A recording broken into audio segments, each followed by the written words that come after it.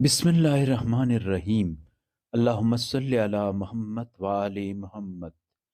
یا اللہ، پناہ لیتا ہوں میں تیرے نور ذات کی، جس سے آسمانوں اور زمین نے روشنی حاصل کی اور جس سے تاریکیاں چھٹ گئیں، اور اس کی بدولت اولین اور آخرین کا کام بن گیا کہ وہ تیرے ناگہانی عذاب سے امن کے چھن جانے اور تیری نعمتوں کے زائل ہو جانے کی سختیوں سے بچ گئے۔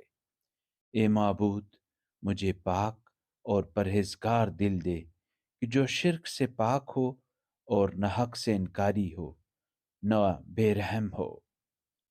اے معبود، میں تیرا محتاج ہوں اور تیرے عذاب سے خوف کھاتا ہوں اور اس سے پناہ ڈھونڈتا ہوں۔